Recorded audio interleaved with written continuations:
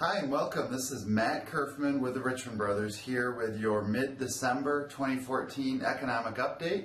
I figured I'd also talk a little bit on oil and its impact on the economy, both positives and negatives that we're seeing as a result of it, and then kind of let you know what Richmond Brothers, myself and Dave, are thinking as we wind down the year and believe it or not, move into the first quarter of 2015 in the very near future. So first, regarding oil, one of the things that's going on is oil prices per barrel actually on Friday, December 12th hit one of the lowest prices since May of 2009. Well, that may be a blessing to us consumers, meaning we pay less for fuel at the gas pump. It's certainly a pain to the producers, so the big oil companies, and I know no one feels bad for them, but when oil prices go down, it can have a larger impact on the global economy.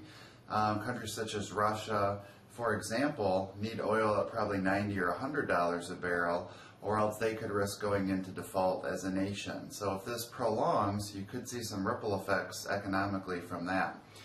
In the past 6 months, oil is off about 40% from its highs back in May and June of 2014. And AAA, I read a study the other day, estimates that with oil prices where they're at, national average is about $2.60 a gallon for gasoline. But with oil prices there, the average consumer is actually saving about $100 per month per household in fuel charges. And so that works out to be about $375 million a day.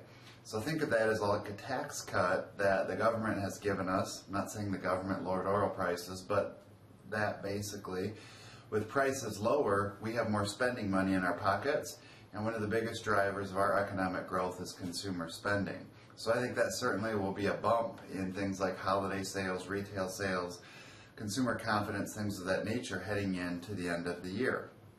And so it's something we're certainly paying attention to. Outside of oil, other things we're looking at as we kind of move into the first quarter and first half of 2015 would basically be major countries outside of the U.S., Europe and China.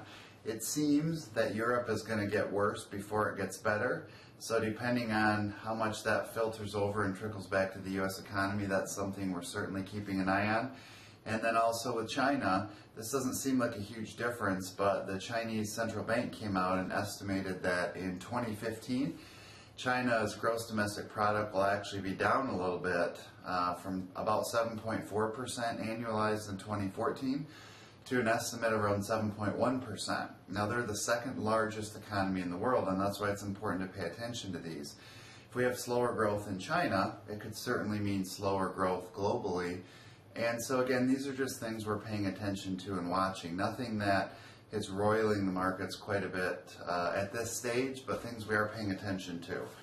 So inside of your portfolios and your accounts and what are we doing and what are we thinking, what we're basically going to looking at doing with oil prices is before we make any major changes with oil, we'd actually rather see oil try to settle, find a bottom, and then if we're going to rebound, maybe have some positive momentum that we buy into if we're trying to take advantage of low oil prices. Some of the higher dividend payers have been hit harder.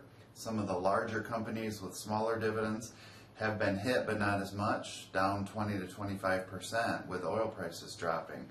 So we certainly look at that as a possible opportunity, but we don't want to jump just yet. In addition, as we wind down the year and get into the first quarter, some of the things David and I are looking at are, do we skim any gains back? Do we take some money on holdings that have been winners for the year 2015? And do we build cash? Do we reposition that into other areas? So we want to wait a little bit to do that, but those are things that we're thinking about for your portfolio kind of winding down the year.